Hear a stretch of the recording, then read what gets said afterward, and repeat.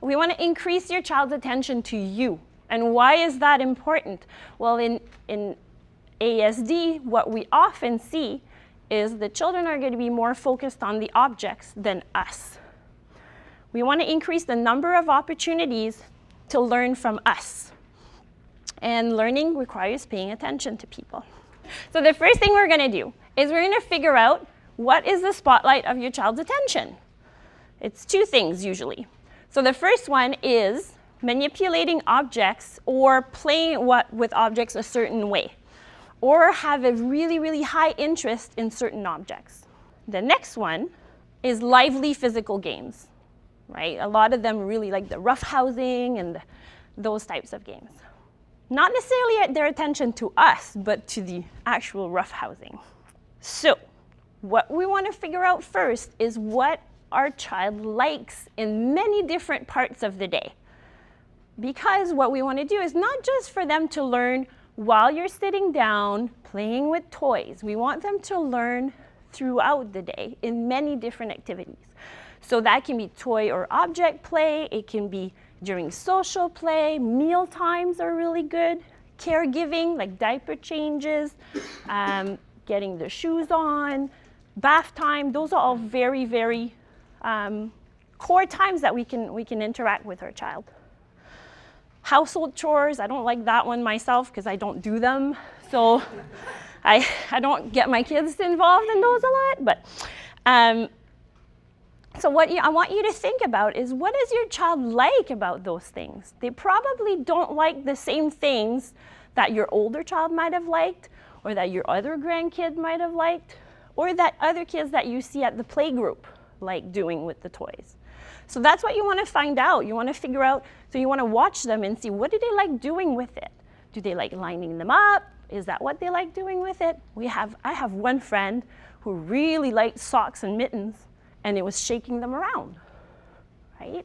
So you want to figure out what they like about the activity, and then what we're going to do, we're going to figure out how to get in there, right? So us taking center stage and to become a social play partner with the kid. We're going to take center stage. So the first thing we want to do is positioning ourselves. That's the first thing. You have to be in front of the kid. What's the common trend in the following pictures? In front, right? What else? At eye level. That's a really good one. It's very difficult for our kids to shift their attention. So if we're side by side, it's even harder for them to shift from the toy to us. Or if we're not facing each other, it's going to be even harder. The other thing too is at eye level, if I'm kind of towering over them, they have to raise their eyes to look at us. So it makes it even harder for them. So we want to set them up for success. So we're going to position ourselves to do that. It doesn't have to be at a table either. It can be like, there's many different ways. A lot of the times I like, if you're in the living room, you can be on each side of the coffee table. So that's really good also for supporting your child, because he can lean on the table. He doesn't have to be sitting. Beanbag chairs are great, or the corner of the couch. When you're doing tickle games, things like that, they're supported and they're in front of you. That's a really good one.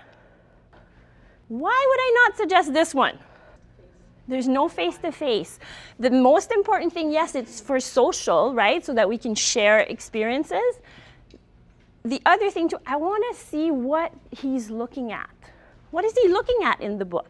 Because like this, I can't really see where his eyes are going, right? So I don't know if is he interested more in the little piggy that's there, or he's more interested in actually the corner of the page that's like flipping up and he's getting ready to turn the page or something. So it's nice to cuddle though. I like that position for cuddling, but it's not as good for a social interaction. We want to eliminate the competition.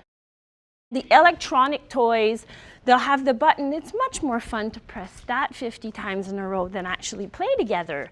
And actually I've tried it, and it is really fun to push the button over and over again. I always try whatever they're interested in. I always try it to see, oh yeah, that's actually really cool. You want to turn off the TV, hide the remote. those kinds of things. Put away the electronics. My phone, if it's out anywhere during a session, it's like, they go right for it. So you want to get rid of that stuff. Bath time routine with only one child. Some of us have more than one child, and we're tempted to put both of them in the tub. It goes faster. But if you're actually wanting to work on interacting, you can separate the bath times for a little while. Face-to-face at meal time. That's another one. So it's good to share the meal with the whole family, but for some meals, it's nice to just be the two of you and have that face-to-face interaction as well. One thing that I find is for our kids, we want them to learn to shift their attention from toys to us. When there's two of us in the room and we're both like cheering them on, it's great, but it's very difficult for them to shift their attention from the toy to us to the other us, so it makes it very difficult for them. So what you want to do is you want to take turns. Don't interrupt. So be firm with the other parent. Say, wait your turn. It's just good manners, really, because when we do a conversation, it's the same thing, right? And the other way around, when it's not your turn, don't interrupt. Even though sometimes you're like, I would do this so much better, my way, he responds a lot better in my way. I'm just gonna get in there. No, you wanna wait your turn and you'll get your turn, right? Now when you're actually in an activity with your child, first of all, you have to follow your child's lead. So that's the first thing. The next thing is active listening. So you're gonna reflect back on what they're doing. So, and you can do it with more drama to kind of put the attention on it. You can make the sound effects. So you're reflecting back what they're doing, but by adding some things to it. You want to also reflect back what they're doing. So you can, bang, right? The child is banging on the drum, bang, bang. So you're telling them what they're doing. That's one way of starting to get their attention. The next thing is narrating, which is a little bit more, you're more involved. I call it the sports announcer, the sportscaster, where you're actually saying what is going on, but in a lot more detail. Basically here, what you want to be doing is you want to putting in your child's ear what you want them to say. So you want to keep it to a little bit more than what they can say so that they can hear different models. You want to exaggerate what happens to, so exaggerate your affect in whatever they're doing. Offer help. So another way, so you've been actively listening, you've been narrating what they're doing. Now you want to get into the activity with them. So you want to offer help.